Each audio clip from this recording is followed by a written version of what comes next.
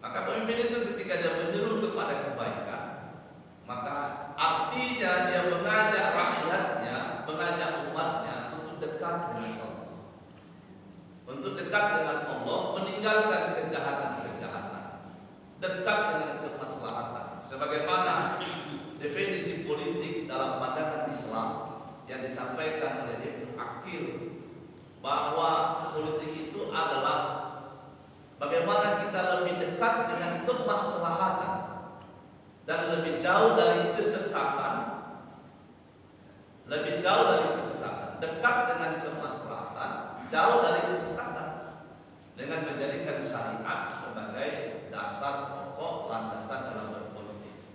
Jadi sesungguhnya kekuasaan itu harus mengajak kita kepada kebaikan, mencegah kita berbuat yang mungkar agar kita dekat dengan Allah, maslahat, ya, dekat dengan kemaslahatan dan jauh dari kesesatan.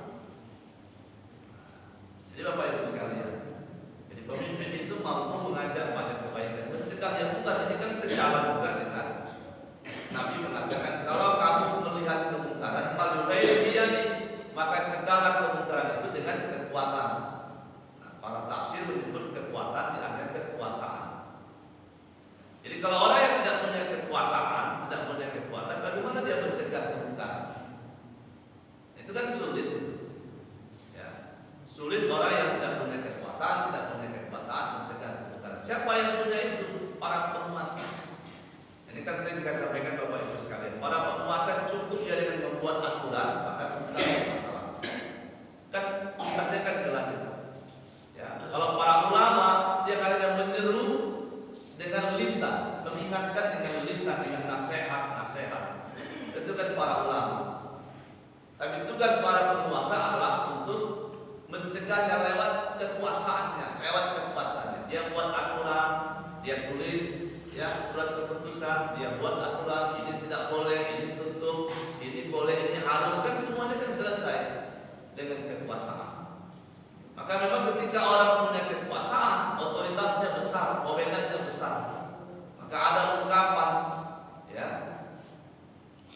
penguasa yang bodoh itu akan lebih jauh kekuatannya ketimbang orang-orang pintar yang banyak, atau 1000 orang pintar tidak akan bisa mengalahkan orang penguasa yang bodoh, Bapak Ibu sekalian. Karena dia punya kekuatan. Jangan sampai kemudian kita memilih mengangkat penguasa yang bodoh. Karena kalau yang bodoh itu tidak mau dengar nasihat, tidak mau dengar masukan, tidak mau dengar informasi yang benar. Dia dikendalikan oleh kekuatan-kekuatan lain. Kalau dia tidak mau mendengar, dikendalikan oleh kekuatan lain, apalagi kekuatan itu yang tidak menyukai kebajikan-kebajikan, sudah tentu yang akan terjadi adalah keburukan-keburukan, mudarat, kemungkaran-kemungkaran. Maka pemimpin di dalam Islam, kekuasaan itu harus mampu menegakkan yang ma'ruf, mengajak kepada kebajikan, ya, membawa kepada kemaslahatan.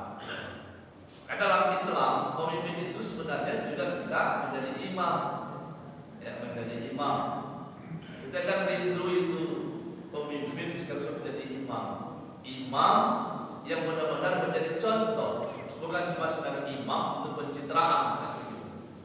Kadang-kadang juga kan ketika musim-musim seperti sekarang ini, musim pemilihan, maka banyak akan muncul menjadi imam-imam sholat gitu.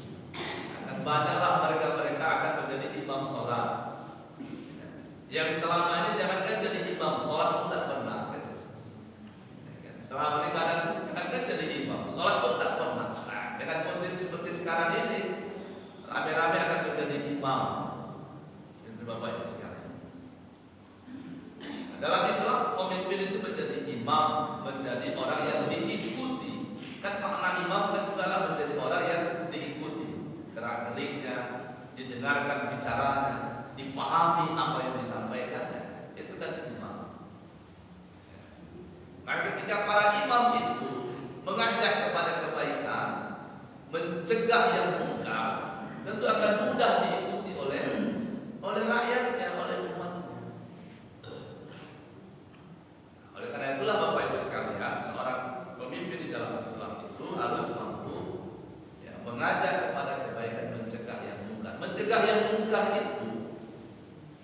juga adalah dalam upaya kita untuk mencegah datangnya azab dan murka dari Allah.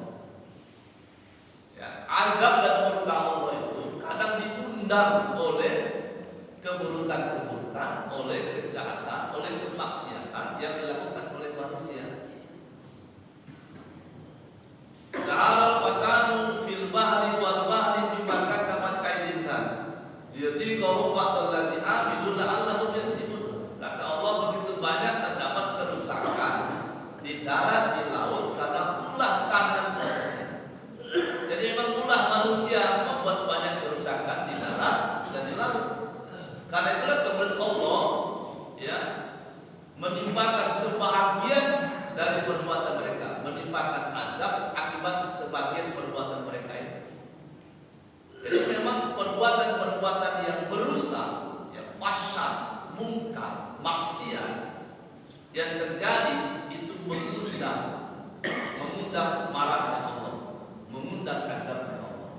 Maka pemimpin itu mencegah kemungkaran agar azab Allah tidak datang, agar murka Allah tidak sampai.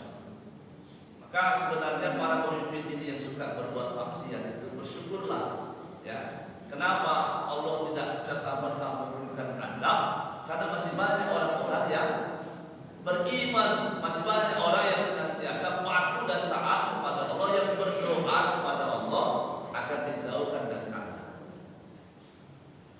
Itu Bapak Ibu sekalian. Jadi kewajiban tanggung jawab pemimpin dalam Islam itu adalah amar ma'ruf nahi munkar. Al-amru bil ma'ruf, an-nahyu 'anil munkar. Ya, itu tanggung jawabnya bagaimana mengajak kepada yang baik. Kalau pemimpin yang menyeru yang baik kan ikut semua ya. Di negara kita ini kan kita bersyukur juga ada beberapa kepala daerah yang taat, sehingga dia buat kegiatan sholat berjamaah wajib begitu. Dia tetapkan aturan diwajibkan sholat berjamaah di masjid, ya dekat kantor misalnya. Itu kan baik. Ada dihimbau misalnya untuk zakat profesinya, ya itu kan bagus itu. Kemudian ada dibuat aturan bahwa memakai pakaian muslimah bagi perempuan, ya itu kan bagus. Membuat aturan-aturan yang sejalan dengan nilai Islam, walaupun tidak mau disebut dengan perda-perda syariah, gitu, ya. Membuat aturan-aturan yang sejalan dengan nilai Islam itu kan bagus. Kalau pemimpinnya sholat subuh berjamaah, itu kan semua pegawai itu sholat subuh berjamaah itu. Kalau ada yang tidak ikut kan bisa dicopot. Nah, itu pemimpin efektif itu. Jadi sangat efektif kalau pemimpin itu menyeru kepada kebaikan. Kalau dia sudah perintah kan tidak berani yang melawan. Kalau ada yang berani menentang kan dia sebenarnya copot jabatan. Ya walaupun sebenarnya kan dalam melaksanakan ibadah itu tentu keikhlasan, itu kan jelas keikhlasan. Tapi kadang-kadang masyarakat kita ini selalu mencontoh patuh kepada pemimpin, apalagi takut kalau jabatannya dicopot. Itu kan biasanya begitu, Bapak. Jadi pemimpin itu harus menyeru kepada kebaikan, mengajak pada yang baik. Maka dalam sejarah Nabi itu kan sekaligus menjadi imam. Ya, dalam khutbah Jumat, khutbah Id itu. Nabi di masa Khalifah Ar-Rasyidin, Amirul Mukminin, para khalifah juga mereka menjadi khatib dalam salat Jumat, mereka menjadi khatib dalam salat Id. Para imam itu.